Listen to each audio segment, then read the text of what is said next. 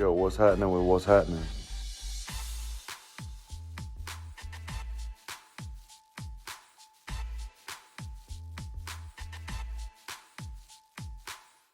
Welcome to What's Happening. I'm Brad.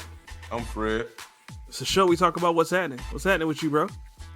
Not much, you know me. Monday night, those two games. Just got done coaching and home and just in time to hop on and get it live with you. What's good with you, bro? Man, dragging, bro. I've been up since push to the Tuesday, huh? I've been up since sometime between 3:30 and 5. I forgot what time it was when I woke up, but I woke up in Wisconsin. I had a little work trip out there this weekend. It was cool. Plus, I got to cross that state off my my books. You know, I think I've told you before. I want to get my feet on the soil every state at least one time before I die. So if I never make it back to Wisconsin, I'm cool. But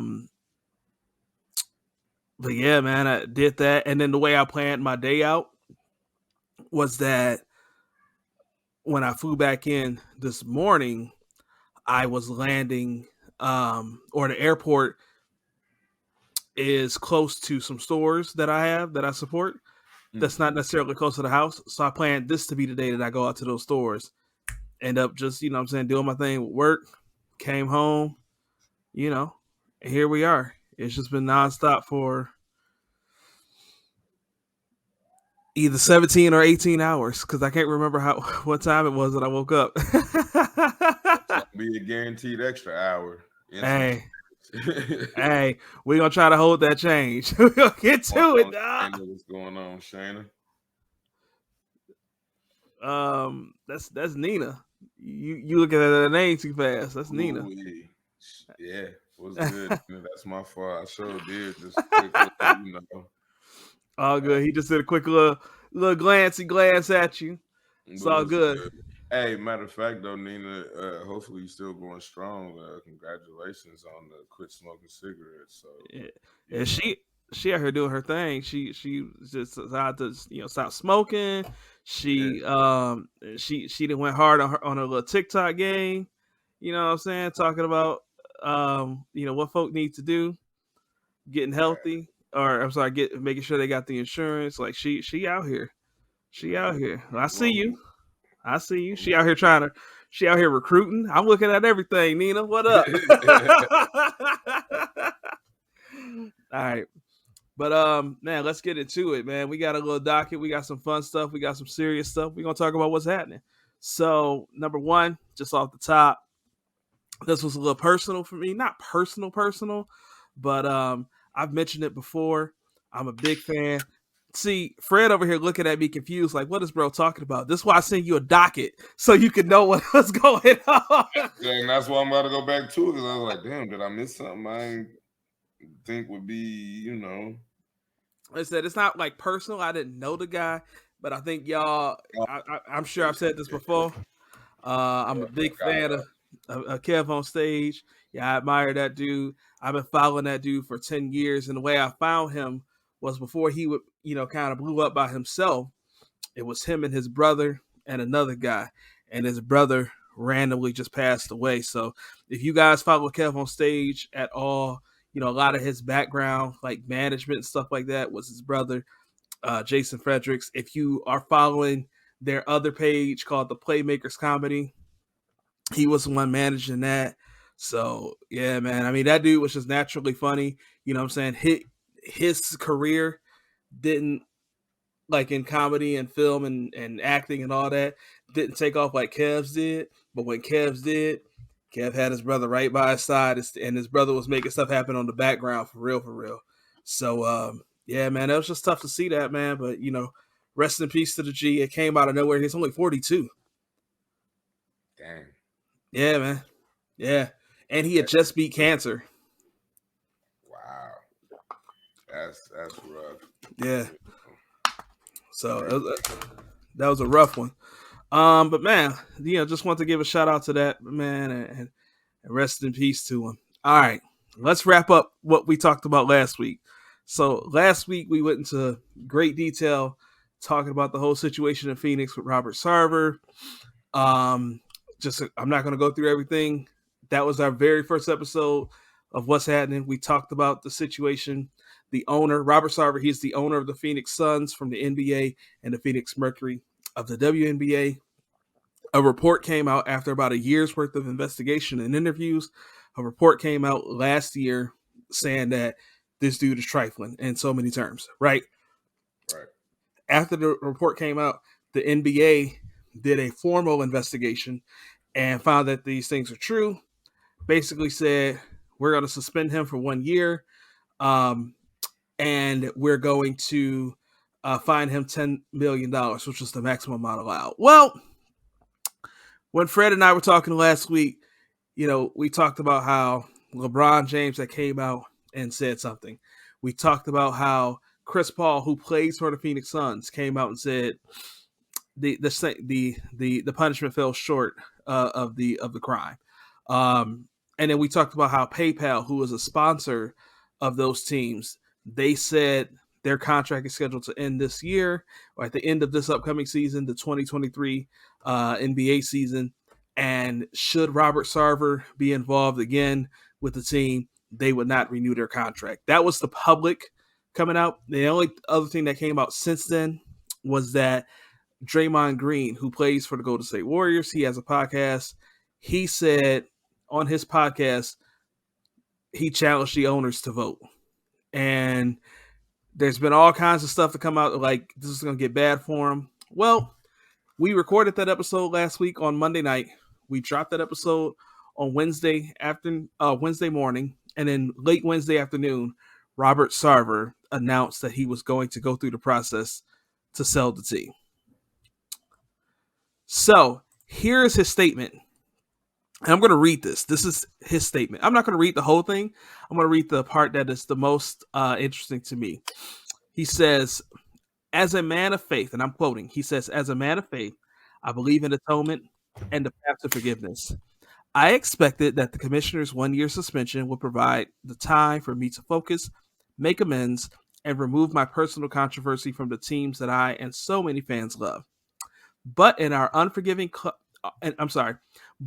current unforgiving climate, it has become painfully clear that is no longer possible. That whatever good I have done or can still do is outweighed by the things I have said in the past. For those reasons, I am beginning the process of seeking buyers for the Suns and Mercury. What's your thoughts, bro? In this unforgiving climate, he wanted a second chance, per se, after being caught of doing this on more than 5 occasions, or at least 5, right? At least. Okay. 5 verified occasions. Verified. So, and that's just the N-word. That's not the misogyny. That's not the bullying. That's not. So for me, I agree with the new punishment. What you scared of? I didn't know where you were going. I'm listening to that. But at the same time, it hurts to know that it took for those other people to say something for this to be the outcome of what it should have been instead of a 1 year suspension and $10 million fine. And here's the downside to it is it also is a big payday. So is there really a consequence to this actions? Because we know after Donald Sterling, if I got that S right, last boy, week. we were chopping the man last week, boy. We couldn't get none of the things right now. So if I'm not mistaken, Donald Sterling, if he doesn't have the highest sale for a franchise, he has one of the highest sales for an NBA franchise. So to your point, it's estimated that this team could sell for north of $4 billion. So he would take the cake, because if I'm not mistaken, it's at 2 something now with the Clippers sale, right? So The Clippers were sold for $2 billion. But Phoenix is one of those like incredible markets for a team. Plus, they're a winning team. The crazy part is that first off, now we're going to get into like the confusingness of the business. He's the managing partner of those teams, right? He owns 35%, and he's the managing partner. Because he's the managing partner, he could either A, just sell his portion of the team, or B, he could sell the entire team and just have to divvy up the funds accordingly, right? So right. Either way, 35% of $4 billion. It's nice. To put it in perspective and just how much the NBA has grown in popularity, he bought the team in 2004 for $400 million. And now you're talking, he's looking at a 1.7 billion. Yeah. So you're talking a 1.3 roughly $1 billion, you know what I'm saying, difference. Yeah, I mean, we're talking, 450% increase on your profit. Easy. Well, wait. No. Those numbers are not correct. Because the team was bought for 400, I think it was 440 million, right? That doesn't mean that he bought all 440 million. He may have only put in 200 million. In fact, I think that's actually what happened. Regardless of what he put in. So what I'm just saying is like that number. The sale is, it actually was more intriguing for him to, you know what I'm saying, think of the sale now that, you know what I'm saying, people are pushing for it, because it's like, well, okay, I already had to sit out a year. That was going to be, you know what I'm saying, what it was going to be rough, or however you want to slice that. But now I can just walk away, basically bypass my, you know what I'm saying, suspension, and, you know what I'm saying, get out of jail free with extra cash. Because even if, say, he paid the $10 million and, okay, he has a 1-year suspension, the chances are if he sell, he don't have probably any thoughts of being around or doing anything with the league for the next couple of years anyway, because he's going to look somewhere else to invest his money and get into other things. So essentially, it wouldn't matter if the suspension is still there and if he had to pay $10 million, because the plus side to it, he going to get that 10 plus back. Well, so he is still suspended, so he can focus on selling the team. He just can't be involved in other matters of the team, trades, signings, hirings, firings, blah, blah, blah, right? But so it's not really so much a get out of jail free card. What it actually is it's a smart investment. So y'all know I follow basketball a lot. Part of the thing that's been coming out is that like there was more sponsors getting ready to drop out. If the NBA, if something didn't change, there was more like there was talks that they were going to have Jordan come out and say something. If Michael Jordan, arguably the greatest player of all time, the greatest player as far as I'm concerned, also a fellow owner, if he were to come out and say something, it was just going to get worse and worse and worse. And you also remember now, they're all washing each other's hands. You know what I'm saying? These companies, you know what I'm saying, not saying that they're not coming out for their own, you know what I'm saying, sole purpose of wanting to see what's right, but essentially they can't afford to lose all of the people they're sponsoring as well. Yeah, you know yeah. You lose LeBron, or you lose, you know, for AT&T, they lose LeBron, or, you know what I'm saying, for Nike, they lose Jordan and LeBron. That's hard. Well, you're talking a big dynamic of sales, you know what I'm saying, being lost, you know what I'm saying, even if they just go to the end of their contracts. Well, and then it goes even beyond that, because not even just from like a player perspective, the NBA is, you know, I think people just think it's just a name, but it's National Basketball Association. And that association portion is key because the TV rights, when those games come on ESPN, ABC, NBA TV, TNT, all of that stuff, where they get all of that money from, like that's a collective effort. So when you have a guy like Robert Sarver, he hurts the entire league. Players will make less money because they will lose sponsorships. Owners will make less money because they will lose sponsorships. Because of that, people that work in the organizations will make less money, right? So it's good that it happened. It's ugly the way that we got there. But as immature and as petulant as Robert Sarver has shown himself to be, it could have been a lot. It could have gotten a lot worse for everybody involved had he not, came out with this statement. As childish as it is to say that, he basically blamed cancel culture. It's clear that no matter what I do, it's ridiculous. It shows that you weren't going to use that year to fix your ways or yes, way. Like that's more evident than what I'm saying it was before. Yeah. So at this point, it is the right thing. I wish there was a way to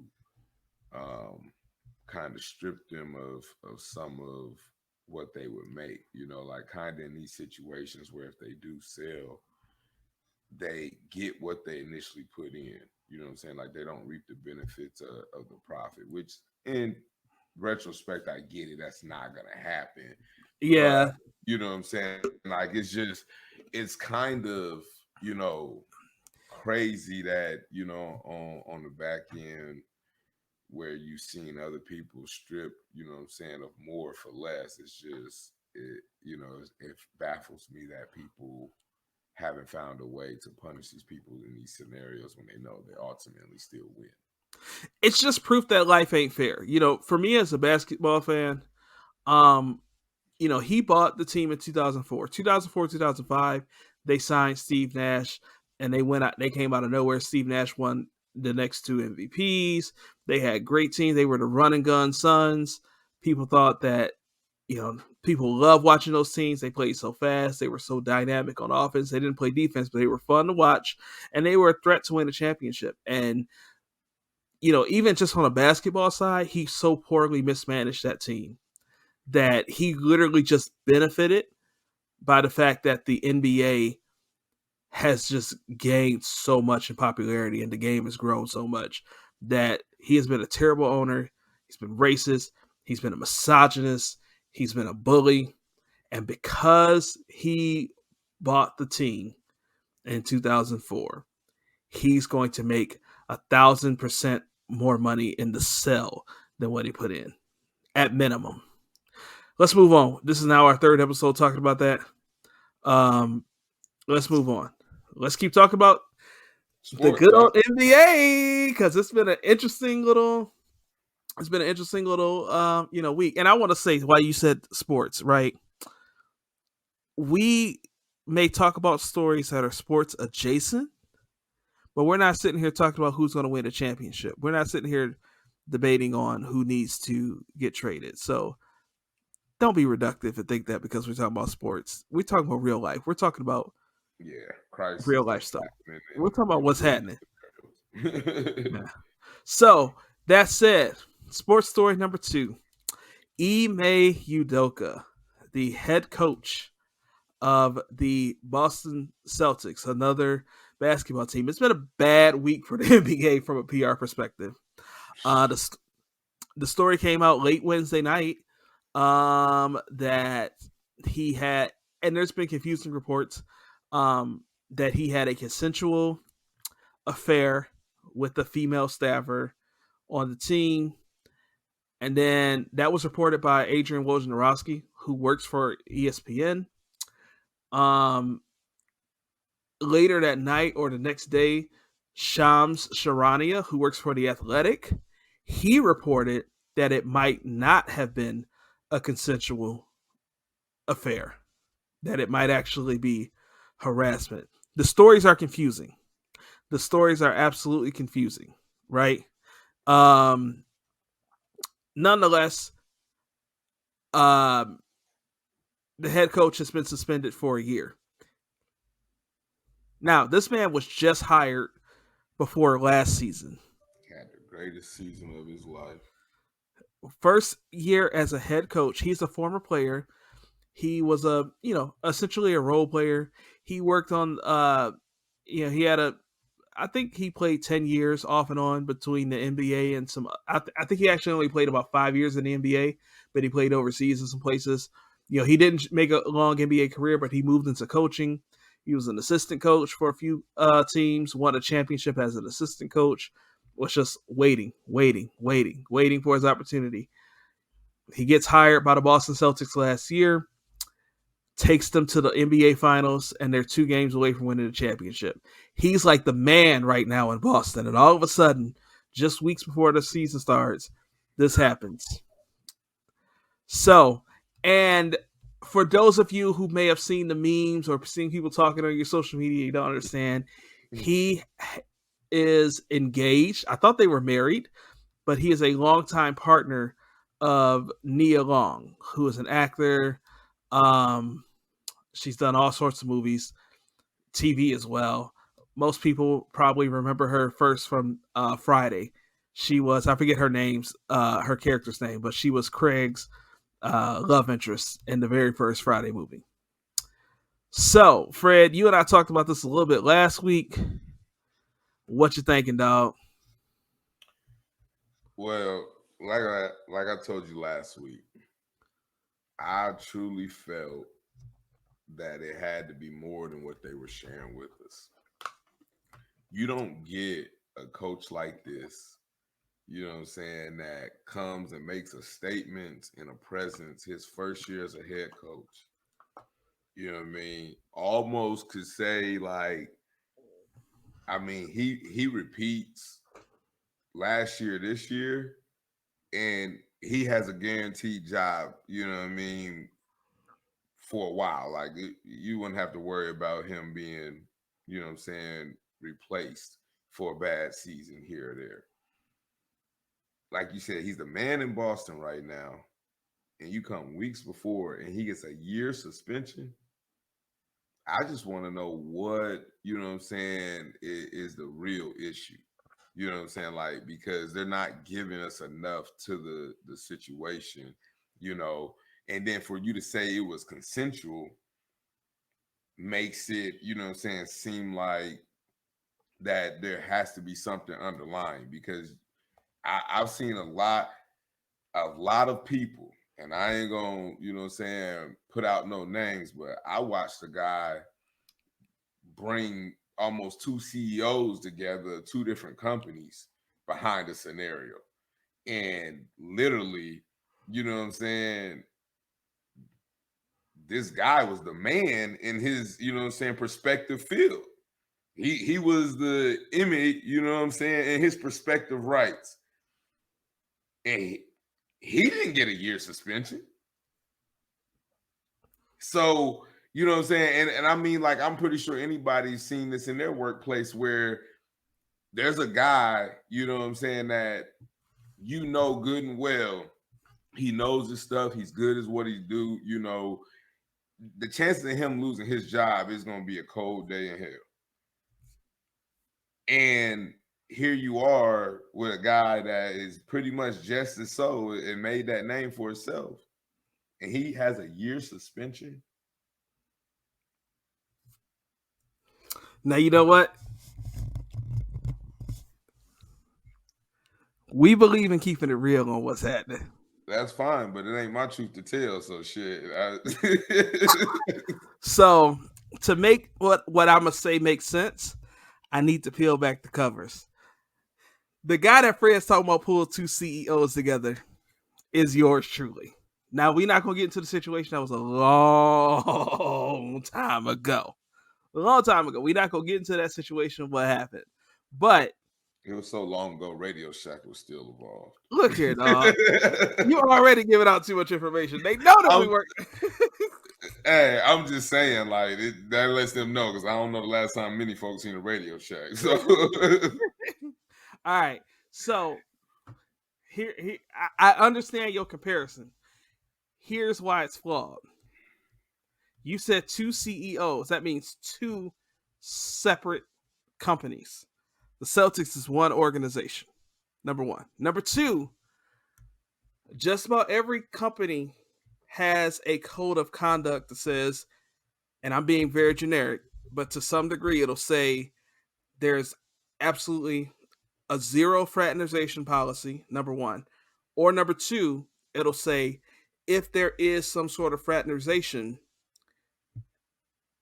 it needs to be presented and it needs to be made known.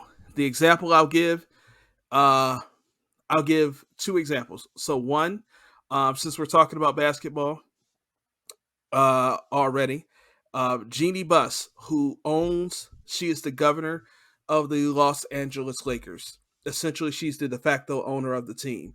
She inherited the team from her father. Okay, when her father was alive, she worked for the team. I don't know what her exact role was, but while she works for the team, they have a coach by the name of Phil Jackson. Phil Jackson and Jeannie Buss begin to date. The moment they did it, they brought it forth. Now, their roles weren't necessarily connected, and she was an executive, but it was made known. It was made public. They did not hide it. There was nothing secret about it. Number one. That's the first example I'll give. The second example I'll give. This is random. So my mother's father was never really involved in her life. I believe she said she saw her father a total of 3 times in her whole life. My grandfather, I've never met him. He died in 1989, but he was a Rolling Stone. And about 14-ish years ago, her siblings set out to find their sister, my mama. And they found my mama and they reconnected. And, there's a thing, right? So 5 years ago, I say that to say 5 years ago, I'm looking at my phone and I get a random Facebook request. I see this lady that sent me a Facebook request.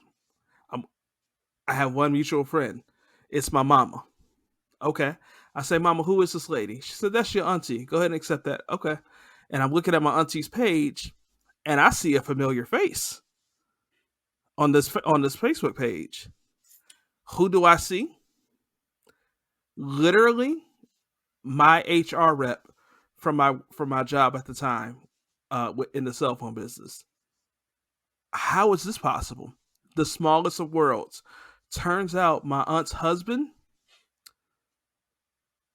is cousins with my old HR rep. Crazy, right? Understand, to this day, I haven't met that aunt or that uncle-in-law, but I had met my cousin by marriage that I didn't even know was my cousin because she's my HR rep, right? Mm-hmm. So what happens? We figure it out. We say, hey, we found out that we're accidentally related. We didn't know this. It's all good. It's all on the up and up, right?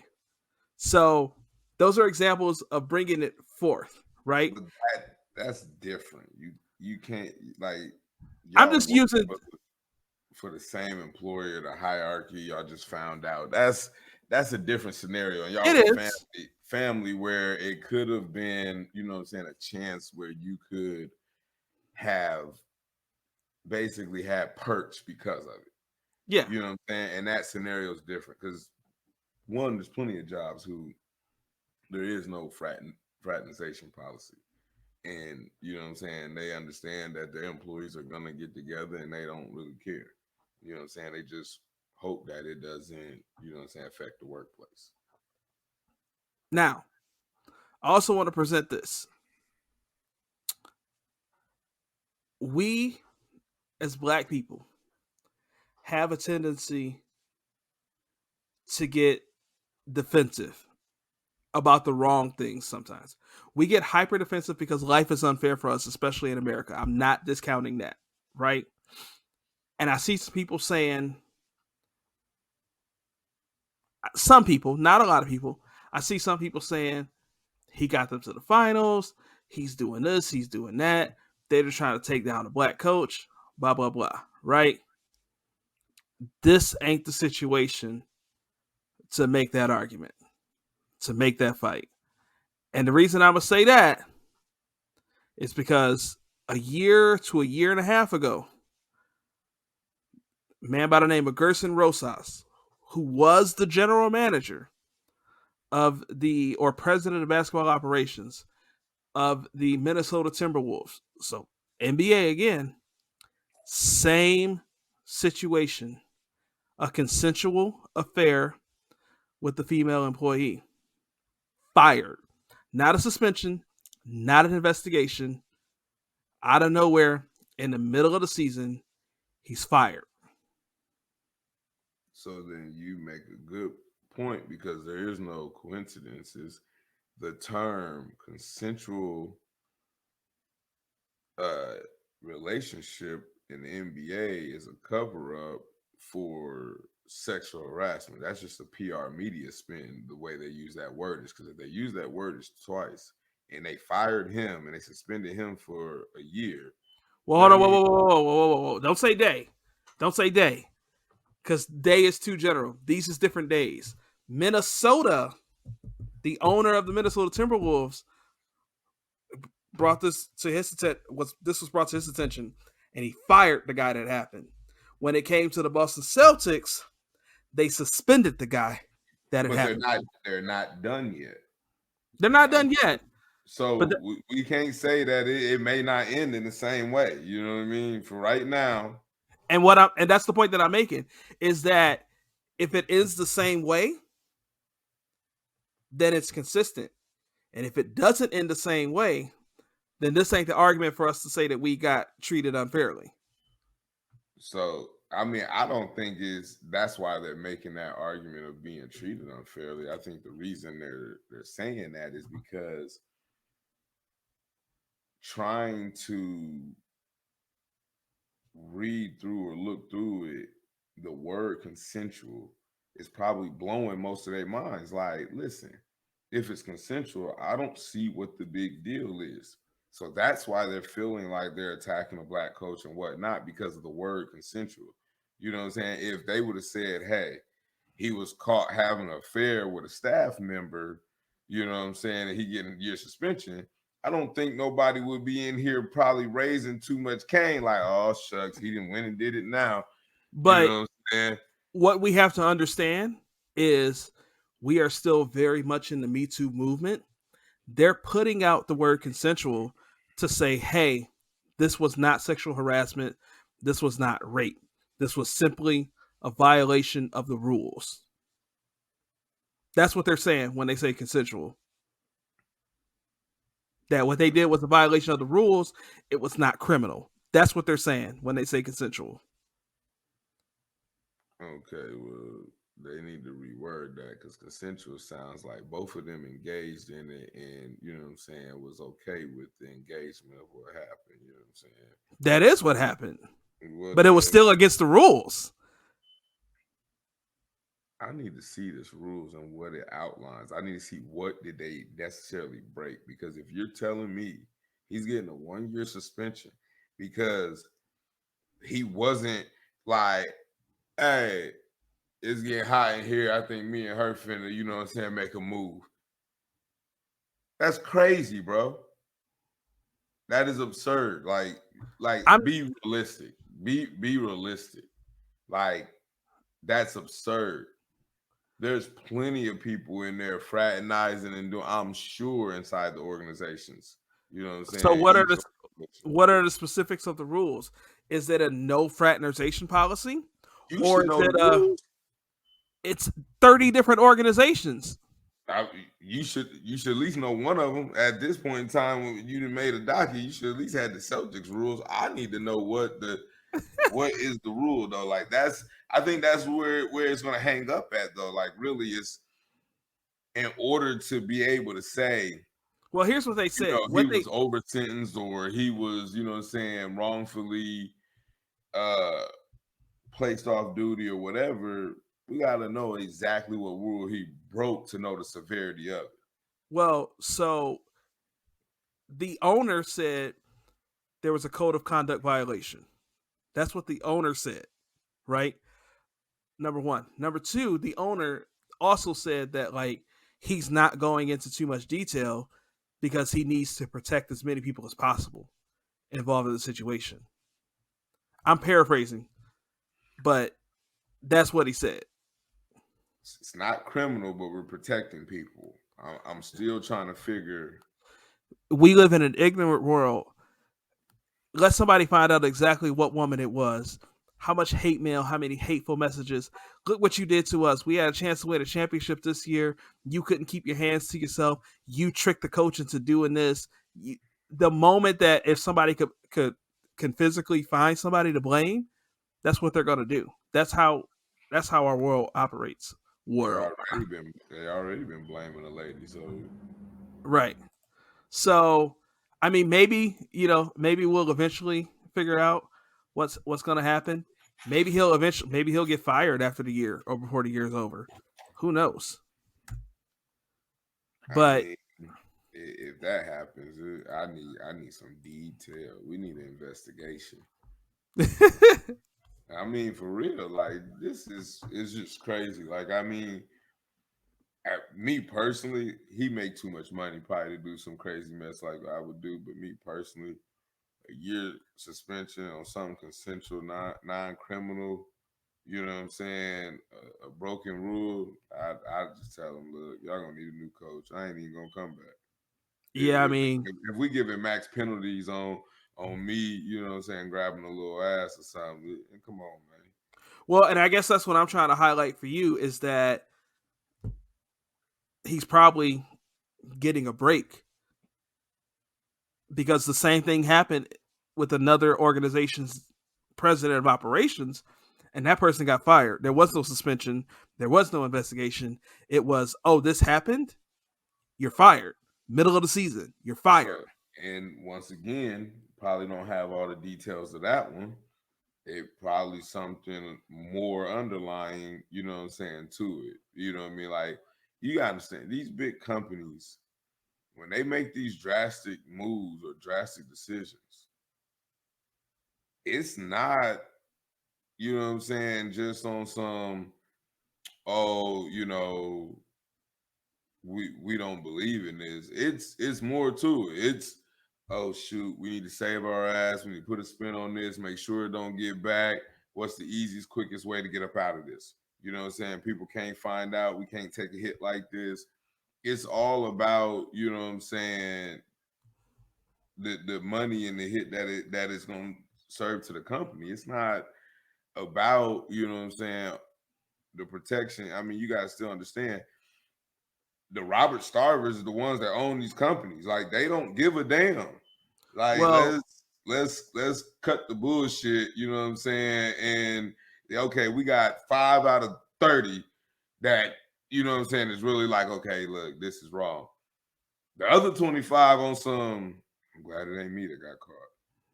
You know what I'm saying? So, like, they're the ones that's running these companies. It's not because, oh, they believe this was wrong. Shit, half of them is Vince McMahon up there in the office too, but shit, ain't they name on the chopping block right now. So I'm just being honest with you. They, you know what I'm saying, they cutting faces and, you know what I'm saying, saving their ass. It ain't nothing more to it. Well, so, and then to your point where you say that, like, they're trying to figure out what's gonna, you know, cost them the least amount of money to get out of this and this, that, and the third. You're not gonna publicly fire somebody without a legal reason to do it, because the people that are getting fired, these ain't like a GM that's getting fired. This ain't no staffer that's making, you know, $45,000, $50,000 a year. GM, when you fire a GM, you're firing somebody that's got millions of dollars. They got the money to get the lawyers to fight a case that they've been wrongly dealt with. Check this out. and I'm telling you this from a business attorney himself, it ain't about having the money. You know what I'm saying? It's about wasting the money. See, the reason you don't see a lot of these business cases is, one, they drag out too long. So even if you got money, millions, you're going to be wasting it, paying it for them to be going and pushing dates back in, you know what I'm saying, your attorney going and filing different little motions just to keep it alive, and, you know what I'm saying, for a verdict to eventually play out.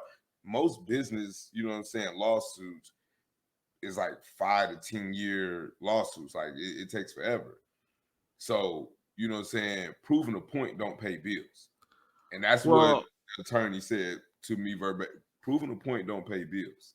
Well, that's true, but I would disagree with you and say that, not so much disagree with you, but like we see settlements.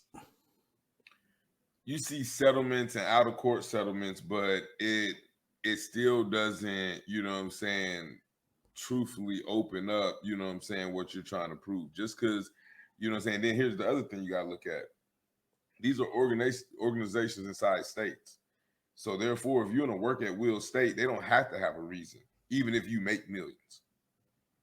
So therefore, I can still let your ass go, you know what I'm saying, to save my ass with no reason legally. Because it's a work at Will State. Yes, but if you fire someone for saying that they had a consensual relationship that violated a code of conduct, now that's defamation if it's not true. We can do this circle around all the time. We already. I'm not saying, you know what I'm saying, that is right or wrong. I'm just saying in general, like, these folks can do what they want. You know what I'm saying? Yeah, I mean, and they show that. I mean, yes, like in the most macro sense possible, yeah, they can do what they want. But I think that, like, we get to this point where if we look at the evidence that's there and we compare it to our own lives, it makes sense, right? Every company that I've worked for has had, with the exception of Cedar Point, has had, actually, that's not even true. Every company I've worked for has had some level of a no fraternization policy. See, I'm probably the opposite. Most companies that I've worked for, you know what I'm saying, didn't have anything on fraternization. You know what I'm saying? Like, it was more so literally it's either sexual harassment or if you're working for family members. Other than that, employees could, you know what I'm saying, do as they please. I mean, like, literally, I'm in jobs where the person you work next to, you know what I'm saying, is banging the boss. So you ain't got no leeway either way it go. They come in late, do what they want. You like, what's up? Never mind. But reasons like that are why that most companies have these things in place. That's why they should. But I mean, you see it, you know what I'm saying, 9 times out of 10, factories usually don't have, you know what I'm saying, a fraternization policy. You know what I'm saying? Companies where you got drivers and what have you, you know what I'm saying, usually don't. I mean, and you usually see retail usually don't. Oh, yeah, retail is where you see it the most. But it's usually, like, on different levels. Like, don't nobody care if two, like, base level employees are don't nobody care. You know what I'm saying? But at the same time, that's why it should be held to the same standard, because eventually them base level employees does make it up there and they still are doing the same thing they were doing at the base level. But no, so what happens is that's when you bring it forth, because so we had a situation like that in my old cell phone job. We'll move on, where there were people that worked together. One guy promoted. Okay, oh, you guys are dating. You can't work together. So when this person got promoted, they went to a different store. Mm-hmm. So I mean, you get around that to protect yourself and to protect protect the company. But let's move on. We still got Mr. Lorenzo to get into. I did not know that man's middle name is Lorenzo. Brett Lorenzo Favre. You showed through me for a loop. Like, who the fuck? I ain't seen no Lorenzo on the docket. It's like, Brett Lorenzo Favre. Now, we wanted to get into this last week, but you know, we kind of did our thing with the time. Big old welfare scandal that's being kind of worked through right now. You get a chance. I mean, you've had 2 weeks to look into it. Tell me what you're thinking. Being worked through. That motherfucker threw a ball this Sunday. He threw a ball this Sunday. He has a welfare scandal and he threw a ball this Sunday. Hold on. I said Brett Favre. Yeah. What are you talking about? He threw a ball. Brett Favre has been retired. Aaron Rodgers. Either way, here we go. Moving on. I don't know where I be at, boy. Hey, no wonder I'm looking at dog. I'm like, dog. But yeah, Brett Favre. All right. So tired, motherfucker. And don't get me wrong, he had good reasoning, but he's rich. Wasn't he doing it for a school or something, like to build a new gym or field or something like that? They took welfare money meant to fund food stamps and WIC and stuff like that. They took welfare money. I know what the money's for, but I'm saying his reasoning. Then they say like he was trying to like rebuild a gym or you know what I'm saying, football field or some shit. He was donating the money for a new volleyball court or something like that, and then now they're trying to get money, and then it was trying to get money for a football field. Yeah, whatever. So, I mean, good reasoning, but you rich. You know what I'm saying? Deion didn't do that when he went to JSU. Oh, just found this out. He was trying to recruit Deion Sanders' son. The one that's playing for him right now? The one that's playing for Deion Sanders right now. He tried to recruit Deion Sanders' son and then he tried to get the money at the same time. But here's the thing, bro. He was texting the governor of Mississippi. That's what gets me. The governor knew. Like, yeah, him and the governor in on it together. Yeah, like that's what, you know what I'm saying, blew me. Like I said, he had good reasoning, but it still was wrong, dead ass wrong. You know what I'm saying? He should be looking at jail time, you know what I'm saying, and what have you. Governors should be looking at jail time, you know what I'm saying, for whatever his part is, for the simple fact that he knew. He was texting the governor. The guy's not the governor right now. I think he got term limited, but his name was Phil Knight. He was texting this governor saying, if you give me money, is there any way that the media will find out? Of course they will. They look at everything. And the person he was texting, it was somebody else that worked in it. It's a whole like government scandal, but the government was in on it. The governor was in on it. And obviously Brett Favre, retired Hall of Fame football player. Yeah, blah, blah, blah, whatever. Right. So, go ahead. Do you think he's going to get any of his accolades stripped? Accolades? Nah. They didn't strip nothing from OJ.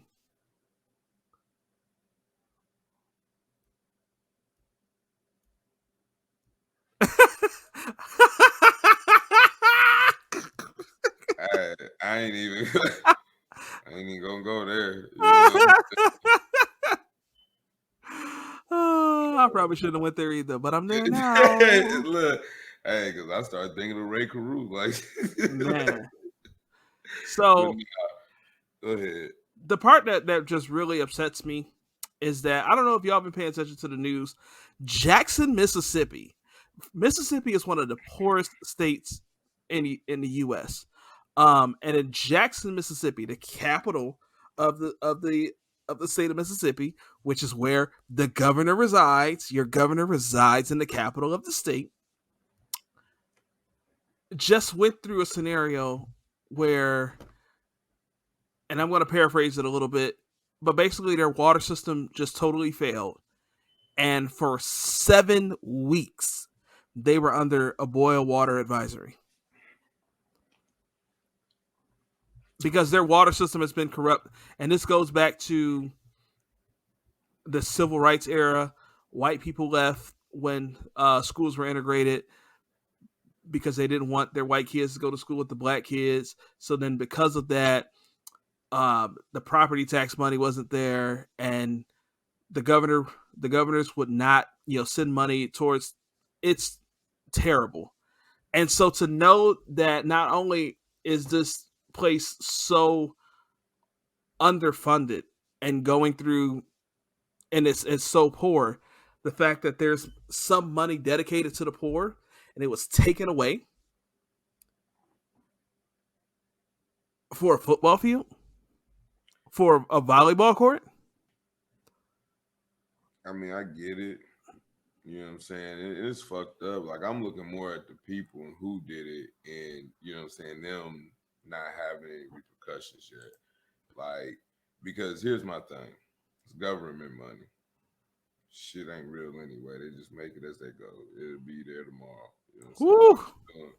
All they doing is just, you know what I'm saying, transferring numbers on a computer anymore. So, you know what I'm saying? Like, they got it in cash, and that has probably already been replenished since they took it out.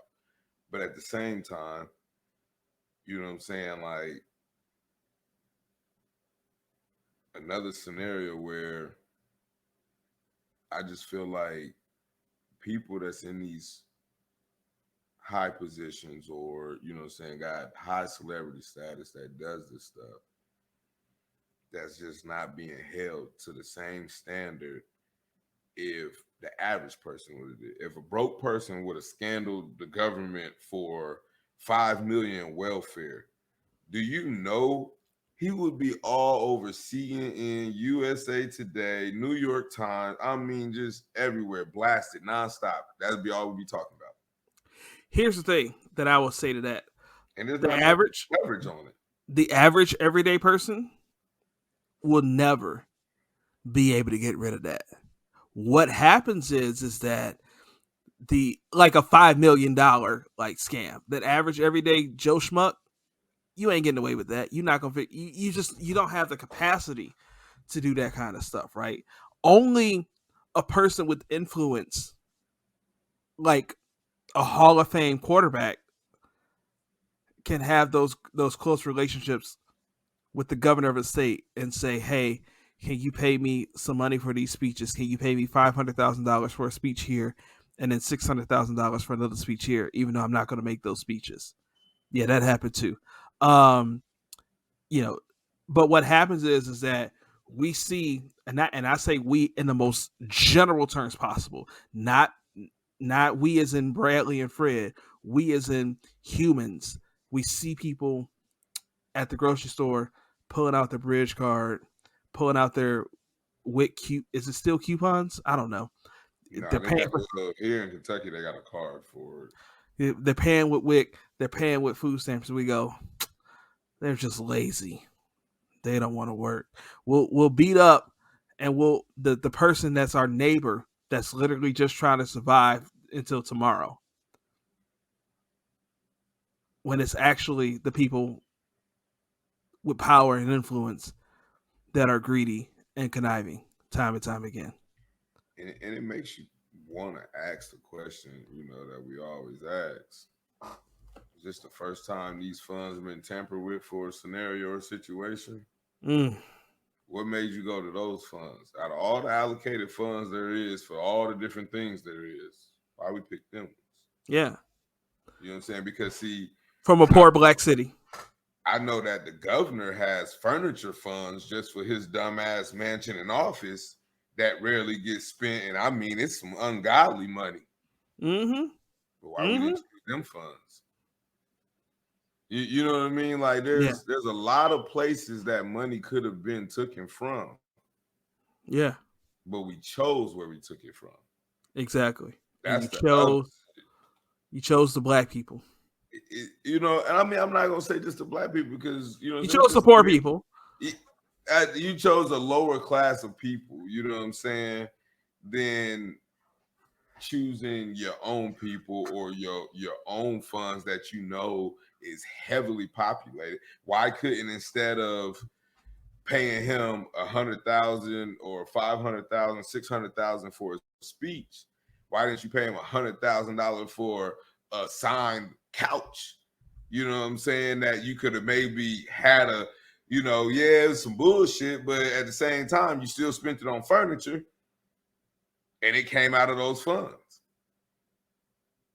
But we chose funds that people, you know what I'm saying, widely need and that people are complaining about they can't get. Not only that, the price of grocery shopping has went up, you know, tremendously to make a meal for a family that it's almost cheaper to eat out. And I'm gonna go back and I'm gonna go ahead and say, although I was nice to say poor people, I feel comfortable saying you chose the black people. Jackson, Mississippi has a black population of 82.47%. 4 out of every 5 people in Jackson, Mississippi are black. I get it, but then you say Jackson, Mississippi is the capital.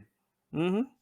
Well, he went where the mayor stayed. If the mayor stayed in Hattiesburg, Mississippi, you know what I'm saying?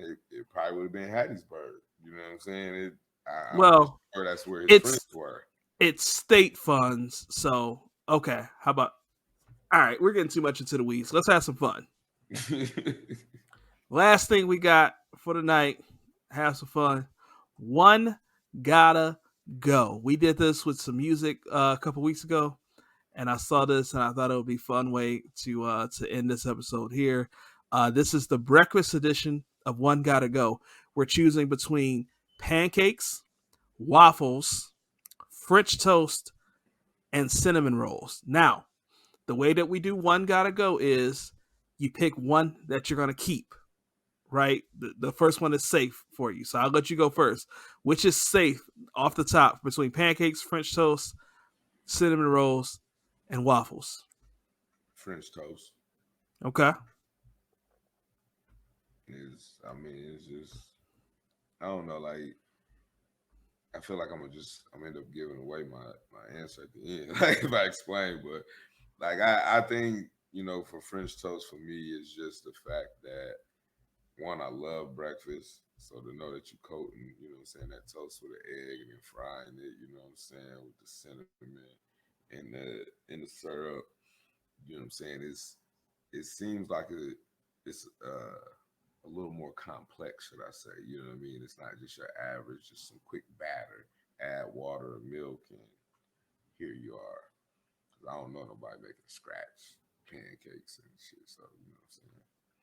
So yeah, French toast is more of a scratch edition of, you know what I'm saying? Okay. Breakfast. I mean, even though the bread is already made, so it's not really from scratch. It's just. That's the one thing you could have made, you know. I mean, it's really the same ingredients, you know what I'm saying? French toast is bread, egg, milk, and what, cinnamon or whatever else you want to put in there for extra flavor. Pancakes is the pancake powder, eggs, and milk, unless you get to just add water bunch, and then you can add in cinnamon, you can add in whatever else you want, but it's really the same level of difficulty. I mean, I guess you just ain't getting no yolk on your fingers, huh? I mean, if you get the add milk and egg match, you are gonna get the yolk. I feel you though. Too many of y'all lazy this days and age. I doubt it. Too many of y'all. I will get some just add water pancakes, so I ain't gonna cap on you, dog. I already know it. Look here, I ain't got time. For me, it's waffles off top, bro. Waffles is off top. I mean, a good buttery, fluffy Belgian waffle with the syrup, man, that waffles is off the top for me. So waffles is safe for me. French toast is safe for you. What's your second safe choice? Second safe choice. It was waffle pancakes. So you got waffle pancakes and cinnamon rolls left. I guess I'm gonna take the cinnamon roll. Love the icing. Okay. Especially if it's hot and warm with some milk. You know what I mean? Dip it in that bad boy. So yeah, cinnamon roll definitely gonna be my second option. Okay. All right. So you saving French toast and you saving cinnamon rolls. I'm saving waffles and I'm saving pancakes. Pancakes, man, good fluffy buttery pancake. Man, listen here. You know where I don't know. I don't care what nobody say until I see otherwise. The best pancakes in the world, Cracker Barrel. Have you been? First off, you'd have been there with me. You know how much I used to love IHOP pancakes with that butter pecan syrup. I fucks with IHOP pancakes. Look, that motherfucking what is it? Mexican tres leche. That Okay. So, boy, bro. And I'm telling you, I'm gonna tell you like you used to tell me in 2012. I promise you with Jesus love. With Jesus love, bro. That Cracker Barrel pancakes, top tier. Top tier. So pancakes and waffles are safe for me. Cinnamon rolls and French toast are safe for you. So obviously, we're not gonna have the same one gotta go at this point. So you got pancakes and waffles left. Who gotta go? You know what? Until we just talked about it, I was finna send these pancakes down the river. You understand me? But once I look back and see all the minty things you can do with them pancakes. The minty things. Listen, you can have blueberry, strawberry, you know what I'm saying? What you say? Pecan, tres leche, New York cheesecake. You know what I'm saying? I mean, truth be told, yeah, I'm gonna have to keep the pancakes. Like I've almost let them go because like I'm not a huge fan of pancakes. You know what I'm saying? Like they cool and all, but I don't really like cooking them. I don't. Yeah, I don't like cooking pancakes. It just takes too much time. Like especially I got a big family, so if everybody wants 2 big damn pancakes. Man. You know, you talking about joking here, making them 30 pancakes. You need one of them big old griddles to make your family breakfast, bro. Because you need the space. Because I mean, you talking 2-3 pancakes to say 3 pancakes a person. I said 30 pancakes a head. Oof. I mean, for the house, 30 pancakes for a house. That take a minute. Yeah, bro. I'm not sitting on those skillets, so they almost went. At that point, you got to be on the whole. You might as well. I think a whole box to get you 48 regular sized pancakes, ain't it? You might as well just go ahead and just do it on up. I have silver dollars then, I guess. I can do 15 at a time. Now, are you sure that you getting ready to get rid of chicken and waffles? You sure you get ready to get rid of Waffle House? Yeah, listen, I fuck with Waffle House.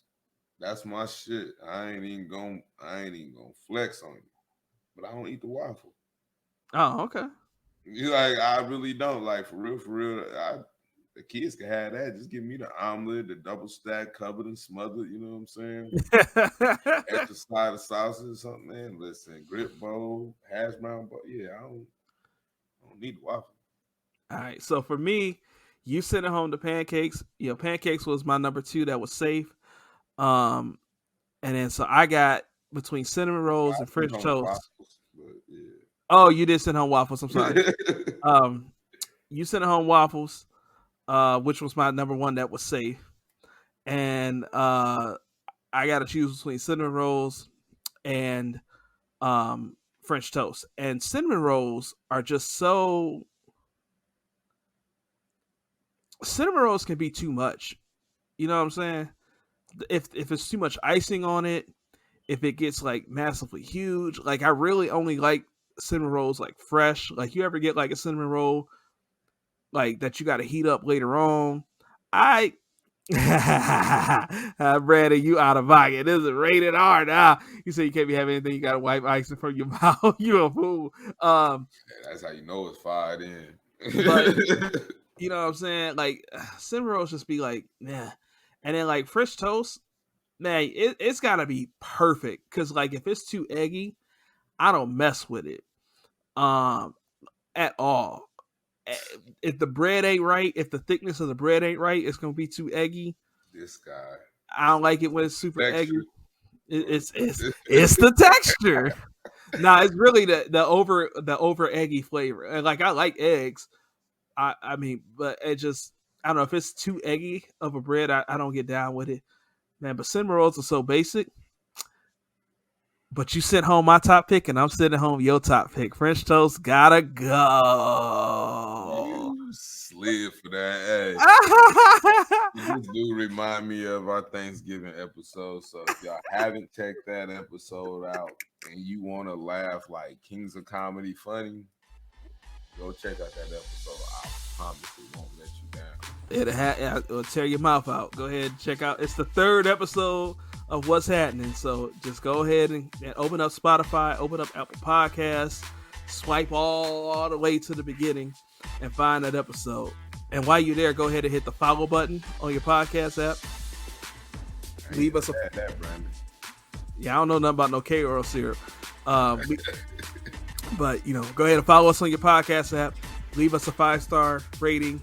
Write us a review. Share the show with a friend because love is a verb. And if you like what we do, you should want us to grow so we can keep on doing it and do it better and do it for everybody. And then follow us on social media. I'm Brad Robinson86 on Twitter. Brad Robinson1986 on Instagram, TikTok, and Facebook. Fred is Fred Scott on Facebook and Mr. Humble _ Mm-hmm. Go back to Brad. Shout out to Name and I am DJ Blue. Since I just referenced that episode, I will reference you. You did make that hit. And other than that, Brad, ain't got nothing. Also, make sure you follow What's Happening on socials: Twitter, Facebook, YouTube, TikTok, Instagram. Follow What's Happening. Follow me. Follow Fred. Subscribe to the show. Share the show with a friend. And we'll see y'all next week. Shall we guess next week? Peace. Yes.